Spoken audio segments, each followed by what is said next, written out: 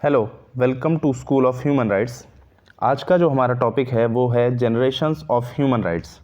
तो generations of human rights में सबसे पहले हम पढ़ेंगे आज का दरअसल जो हमारा जनरेशन ऑफ ह्यूमन राइट्स का जो पार्ट है वो है पार्ट 1, यानी इसमें हम पढ़ेंगे first generation of human rights. तो first generation of human rights को पढ़ने से पहले हम आइए थोड़ा सा इसका इंट्रोडक्शन देख लेते हैं जनरेशंस ऑफ ह्यूमन राइट्स का। तो the division of human rights into 3 generations was initially proposed in 1979 by the चेक ज्यूरिस्ट। चेक एक कंट्री है, वहाँ के एक ज्यूरिस्ट थे, या आप कह सकते हैं लॉ के एकेडमिशियन या लॉ स्कॉलर कैरल वेसेक ने इसको प्रपोज किया था जनरेशंस ऑफ ह्यूमन राइट्स को। कहाँ पर किया था? The international institute of human rights. ये कहाँ पर है? स्ट्रासबर्ग। ठीक है, आइए देखिए आगे चलते हैं। In November 1977 Karel Vasak, UNESCO's legal adviser and distinguished human rights scholar. जो कैरल वेसेक थे वो यूनेस्को के लीगल एडवाइज़र थे और डिस्टिंग्विश्ड ह्यूमन राइट्स स्कॉलर। उन्होंने एक आर्टिकल लिखा, किसके लिए लिखा? उन्होंने एक आर्टिकल लिखा यूनेस्को कुरियर के लिए, जिसमें उन्होंने इंट्रोड्यूस किया idea of 3 generation of human rights. ठीक है, आगे देखते हैं। His divisions follow the 3 watch words of French revolution. देखिए, फ्रेंच रेवोल्यूशन जैसा कि हम जानते हैं, फ्रेंच रेवोल्यूशन एक फ्रांस में कह सकते हैं क्रांति थी, एक रेवोल्यूशन थी, जो कि कब आई? जो कि आई 1789 में। ठीक है, 1789 में आई और ये ख़त्म हुई 1799 में। ठीक है, 1799 में। इसमें जो वर्ड्स थे कुछ जो फ्रेंच रेवोल्यूशन से हमें मिले थे पूरे वर्ल्ड को, पूरी दुनिया को, वो थे 3 watch words: liberty, equality and fraternity. ठीक है, अब जो लिबर्टी, इक्वालिटी एंड फ्रेटर्निटी, ये जो 3 वर्ड्स थे, इत्तेफाक से इसका जो रिफ्लेक्शन है लिबर्टी, इक्वालिटी एंड फ्रेटर्निटी का, वो हमें देखने को मिलता है किसमें? 3 जनरेशंस ऑफ ह्यूमन राइट्स में। ठीक है, तो अब जो पहली जनरेशन है उसमें हमें ज़्यादातर देखने को मिलेगा लिबर्टी। ठीक है, लिबर्टी हमें देखने को मिलेगा किसमें? First generation of human rights में, जो कि हम आगे अब पढ़ेंगे। ठीक है, तो आइए आगे चलते हैं। When human rights are being discussed, they are often divided up into 3 categories called generations. देखिए, जब हम जिक्र करते हैं ह्यूमन राइट्स की जनरेशंस का या जनरेशंस ऑफ ह्यूमन राइट्स का, जब भी जिक्र किया जाता है इसका, तो इसको डिवाइड किया जाता है 3 कैटेगरीज में, जिसको जनरेशन कहते हैं। ठीक है, जिसको जनरेशन कहते हैं। तो आइए पहली जनरेशन हम समझ लेते हैं, first generation of human rights. The first generation of human rights laid an enormous stress on civil and political rights. देखिए, first generation of human rights में बेसिकली क्या है कि जो इसका जो ज़्यादा जोर रहा है, जो तवज्जो रहा है, वो रहा है सिविल एंड पॉलिटिकल राइट्स पर। ठीक है, देखिए सिविल एंड पॉलिटिकल राइट्स हम आगे बताएंगे कौन से राइट्स होते हैं।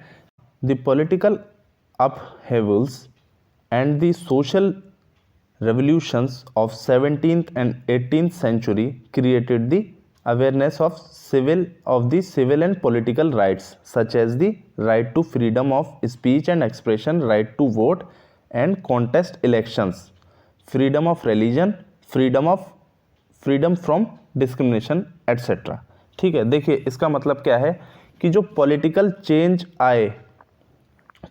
चेंजेस जो कि एक काफ़ी बड़े चेंजेस थे, पॉलिटिकल एंड सोशल रेवोल्यूशंस के थ्रू जो चेंजेस आए 17th एंड 18th सेंचुरी में, उसने अवेयरनेस क्रिएट की क्या की, उसने अवेयरनेस क्रिएट की सिविल एंड पॉलिटिकल राइट्स की, ठीक है।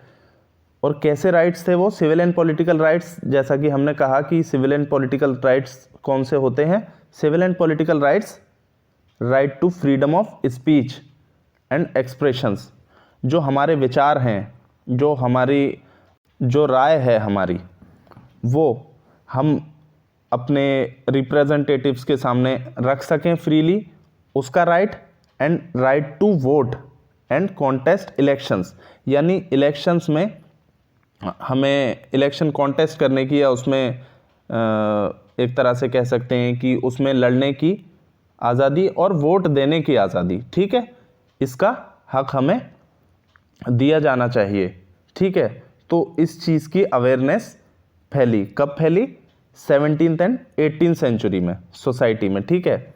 और ये एक बहुत ही बड़ा पॉलिटिकल चेंज था, पॉलिटिकल एंड सोशल चेंज था, ठीक है। Freedom of religion, freedom from discrimination etcetera, ठीक है। आगे चलते हैं, देखते हैं। देखिए, the first generation rights are influenced by the idea that were unthinkable to the previous political societies. जो पॉलिटिकल सोसाइटीज़ थी पहले की, जो 17th एंड 18th सेंचुरी है, उससे पहले की जो सोसाइटी थी, वो उनके लिए ये बिल्कुल कह सकते हैं कि जो राइट्स हैं, जो political civil and political rights हैं, वो उनको दिए जाने भी चाहिए या नहीं, ये उनके लिए एक तरह से इम्पॉसिबल बात थी। किसके लिए, प्रीवियस सोसाइटीज़ के लिए, ठीक है। That the political sovereignty rest with the people instead of monarch. देखिए, इसका मतलब है कि जो पॉलिटिकल सोवेनिटी है, यानी जो राजनीतिक संप्रभुता वो किस पर रेस्ट करती है, वो पीपल पर, ना कि एक मोनार्क पर। देखिए, मोनार्क क्या होता था, पहले एक तरह से आप कह सकते हैं सम्राट या राजा, जो कि अपने आप में सोवरेन होता था और वो जो चाहे वो करता था, मतलब लोगों के राइट्स को रेस्ट्रेंट करता था, उन पर बंदिशें लगाना, अलग अलग तरह की जो उनकी लिबर्टी है, फ्रीडम है, अलग अलग तरह की उन पर रेस्ट्रिक्शंस लगाना, उसको रोकना, रिप्रेस करना, डिस्क्रिमिनेशन करना उनके साथ, ठीक है, जो मन में आए उसके वो करना, ठीक है। तो ये पॉलिटिकल सोसाइटीज़ जो थी पहले की, वो ये सोच भी नहीं सकती थी कि हम इस तरह का जो है चेंज लाएंगे सोसाइटी में, और जो हमारे सिविल एंड पॉलिटिकल राइट्स हैं उसकी बात की जाएगी, ठीक है।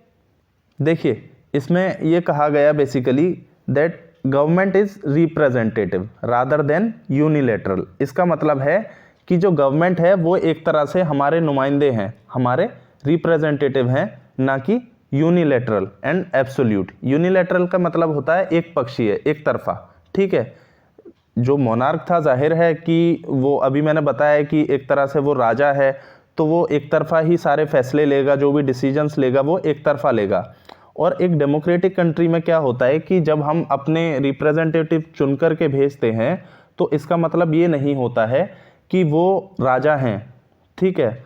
वो हम पर रूल ज़रूर करते हैं, लेकिन वो किसके थ्रू करते हैं, थ्रू दी पीपल, ठीक है, थ्रू पीपल। एक तरह से कह सकते हैं कि सोसाइटी के चुने हुए कुछ लोग हैं जो कि सोसाइटी के लिए काम कर रहे हैं, ठीक है। जबकि मोनार्क जो है वो उस टाइम में ऐसा नहीं देखा जाता था कि मोनार्क जो सोसाइटी के लोग हैं उनका रिप्रेजेंटेटिव है, बल्कि वो एक राजा है और वो जो चाहे वो कर सकता है, ठीक है। अब देखिए, government is the result of A social contract and general will of the people. इसका मतलब क्या है, देखिए, जो गवर्नमेंट है वो रिजल्ट है किसका, social contract and general will का, ठीक है, general will of the people. Social contract का मतलब क्या होता है, सोशल कॉन्ट्रैक्ट का मतलब है agreement between ruled and rulers. अब इसका मतलब क्या है, अब इसका मतलब है कि जो जनता है या जो सोसाइटी है, उसके जो लोग हैं, वो एक सोशल कॉन्ट्रैक्ट बनाते हैं। किसके बीच में, सोसाइटी के लोग कॉन्ट्रैक्ट बनाते हैं, किसके बीच में, गवर्नमेंट के बीच में और अपने बीच में, कि जो हमारे राइट्स हैं, जो हमारे राइट्स एंड ड्यूटीज़ हैं, उनको आप एक तरह से गवर्न करेंगे और हमें जो सर्विसेज हैं वो प्रोवाइड की जाएंगी, जिससे कि हमारे राइट्स का सही इम्प्लीमेंटेशन हो सके, ठीक है, और उसका प्रोटेक्शन भी हो सके। तो ये एक तरह का सोशल कॉन्ट्रैक्ट है सिंपल वर्ड्स में, ठीक है। और जनरल विल यानी जो एक तरह से कह सकते हैं कि it is the will of the people से कॉमन इंटरेस्ट एक तरह से, ठीक है। अब देखिए सबसे लास्ट में हम थोड़ा ये देख लेते हैं, लास्ट वाला पैराग्राफ इसमें, civil and political rights are today detailed in the International Covenant on Civil and Political Rights, that is ICCPR 1966। ये एक कोविनेंट है, इंटरनेशनल कोविनेंट, जिसमें सिविल एंड पॉलिटिकल राइट्स जो है वो मेंशन्ड हैं और किस तरह से उसका इम्प्लीमेंटेशन होना है, किस तरह से उसको अलग अलग रिस्पेक्टिव स्टेट्स में और नेशन में गवर्नमेंट का मेजर्स लेती है, वो सारी चीज़ें इसमें मेंशन्ड हैं, ठीक है। तो इसको हम आगे आने वाले लेक्चर्स में हम ह्यूमन राइट्स की जो सीरीज़ है हमारी उसमें हम पढ़ेंगे, ठीक है। और है and the European convention for the protection of human rights and fundamental freedoms, ठीक है। ये भी एक तरह से इंटरनेशनल कन्वेंशन है या लॉ है, तो इसको भी हम आगे पढ़ेंगे। बाकी अभी के लिए इतना ही, और मिलते हैं नेक्स्ट वीडियो में। तब तक के लिए अपना ख्याल रखिए, शुक्रिया।